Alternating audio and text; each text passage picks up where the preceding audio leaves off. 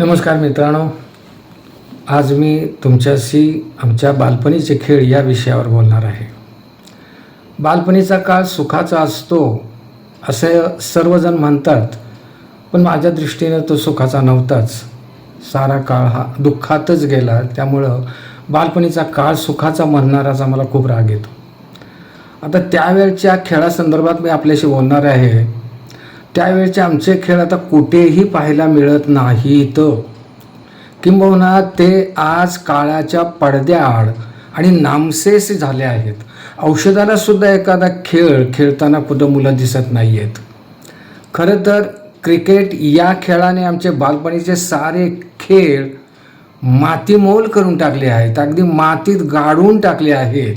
Cricket हा तसं पाहिलं तर साहेबांचा खेळ, मात्र आमच्या देशात चांगलाच फोफावला. कुठंतरी त्या साहेबानं त्याचं रोपटं लावलं, त्याला खतपाणी घातलं आणि आता त्याचं मोठं झाड झालेलं आहे.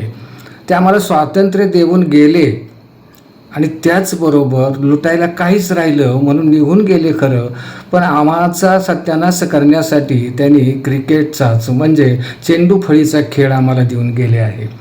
एखाद्या फाळकुटावर आणि एवढ्याच्या बॉलवर आता सारी माणसं वेडी झाली आहेत. कमावणारे पैसे कमावतात आणि गमावणारे गमवत राहतात.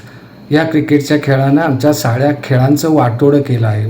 आमच्या वेळच्या सूरपारंब्या, गोट्या, हुतुतू, अलीकडचं कबड्डी, खो खो, शिवनापाम वगैरे साऱ्या खेळांची आता नामशेष काळात वाटचाल चालू झालेली आहे.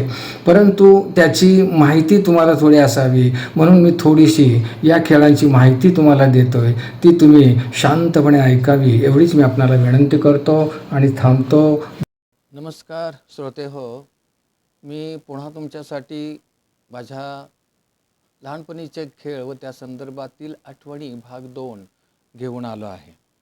या भागात मी तुम्हाला हॉलीबॉल या खेळाविषयी, तसंच 2 नंबरला सूरपारंब्या खेळाविषयी, 3 एकमेकांच्या अंगावरून उड्या म्हणजेच ओणव्यावरून उड्या, 4 गोट्या, काची किंवा हाडक्या त्या खेळासंदर्भात, 5 हुतुतू आणि नंतर कबड्डी या खेळा.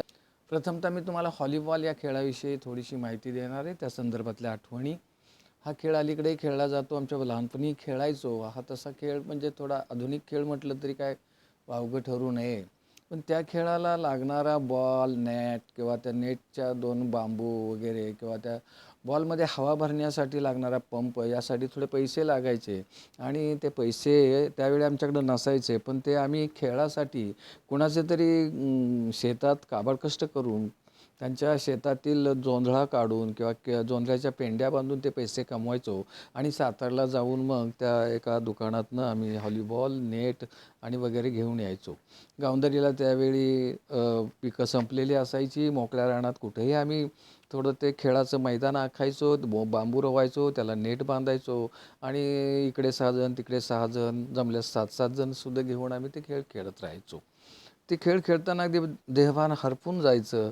त्याला काही नियम असणारे थोडेसे नियम आम्ही पाळायचो. नाही तर बॉल पलीकडच्या हद्दीत मारणं, तो कसाही मारणं हे चालायचं आणि हा खेळात आम्ही खूप रमून जायचो वगैरे.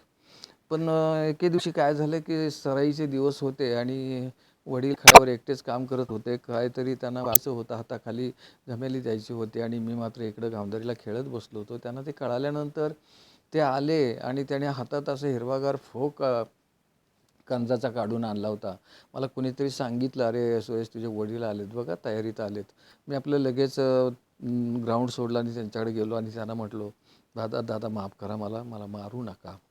तरी त्यातून त्यांनी एक फटका मला मारला, माझ्या पिंटरीवर असा वळ उठला आणि मग मी लगेच तिथून गेलो. मला घेऊन ते गेले. पण तिथं मुलांच्या देखता म्हटलं थोडंसं आमचा तमाशा नको म्हणून त्यांनी सुद्धा माझं थोडं ऐकलं आणि मला ते घेऊन गेले. त्या खेळाचं साहित्य काही दिवस माझ्याकडेच ठेवायला असायचं. परंतु नंतर मात्र मग असे दिवस मे, जून महिन्याचे आले की श्रीमंताची मुलं ते सामान घरी घेऊन जायचे आणि नंतर त्याचं काय व्हायचं हे मात्र मला कळायचंच नाही आहे. ते त्यांच्याच बापाचं होऊन जायचं. माझा दुसरा खेळ आहे तो सूरपारंब्या. सूरपारंब्या खेळायचं म्हटलं की एकतर पारंब्या असणारं झाड म्हणजे वडाचं झाड हवं असतं. पण ते झाड कुठं आमच्याकडं एवढं आमच्या गावाच्या शेजारी कुठं नव्हतं.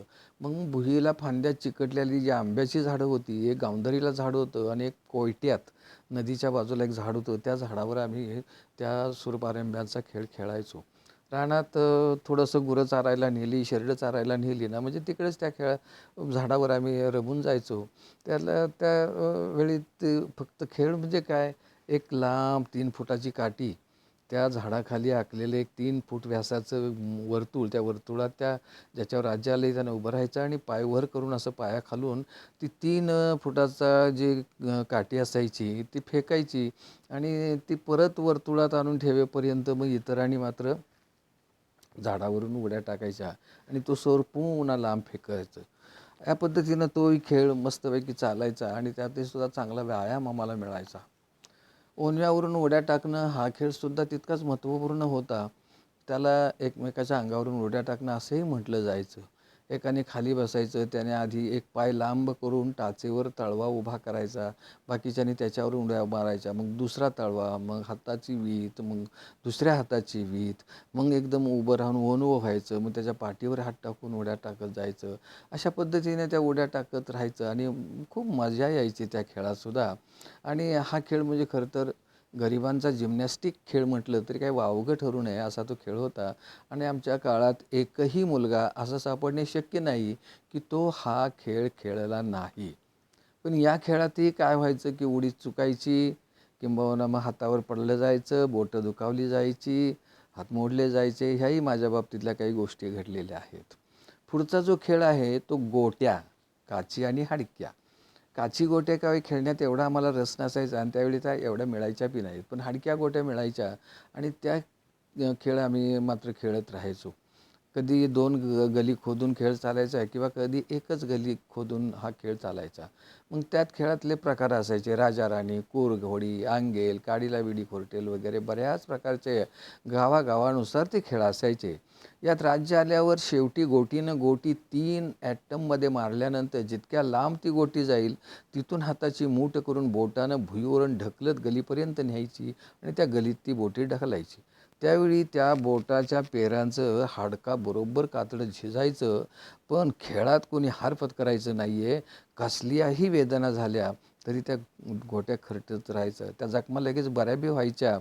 आणि मग दुसऱ्या खेळात तर उरावर बसायचं, हातात एक चाबूक घ्यायचा आणि त्या चाबकानं फटकरे मारायचे. जसं त्याच्यावर राज्य चढल तसं ते रट्टे त्याला बसत राहायचे. या खेळात माझा एक मित्र फार हुशार होता आणि तो इतक्या दूरवरून अशी मस्तपैकी गोटी मारायचा ना, तर गावात जाणारी येणारी लोकं त्याचा खेळ बघायला थांबायची. इतका गोट्यात तो तरबेज होता ना, खाडकन गोटी मारायचा आणि मग ती गोटी सनकन पुढं निघून जायची. तो खेळात असला की बाकीचे आमचे भिडू उदास असायचे. त्या खेळातल्याही आठवणी खूप आहेत. त्या पुढचा खेळ आहे तो हुतुतू. त्याला नंतर कबड्डी असंही म्हटलं जायचं. तो हुतूत आणि कबड्डी खेळ आम्ही लहानपणी खूप खेळलो. त्याला काही फक्त एक ग्राउंड असलं की विषय संपला. हुतुतू एकदा हू म्हटलं की पुढं नुसतंच तू तू म्हणायचं. खास खेळायला काय भरपूर वेळ मिळायचा. मग कबड्डी हा शब्द आला, फारसा बदल वाटला नाही आहे. कारण कुठलाही शब्द त्याऐवजी आला असताना तरी त्यातही श्वास खायला वेळ काढणारे सर्वच खेळाडू होते. कबड्डी तसा मर्दानी आणि मैदानी खेळ बरं का. या खेळातही मी तसा तरबेज होतोच. अभ्यासात कमी असणारी मुलं आमच्या वेळी खेळात मात्र जास्तीच असायची हां. तसंच मीही होतो. ज्या संघात मी असेन ना त्या संघाचा दरारा असायचा. माझा कोपरा पकड आणि जंपिंग फारच चांगली होती. प्रेक्षकसुद्धा माझा खेळ हा नावजायचे. पण तालुका स्तराच्या पुढं कधी आम्ही गेलोच नाही. सारे खेळ कौशल्य, वाळूत पाणी मुरावे तसे 11वीच्या इयत्तेनंतर पाण्यात मुरून गेले.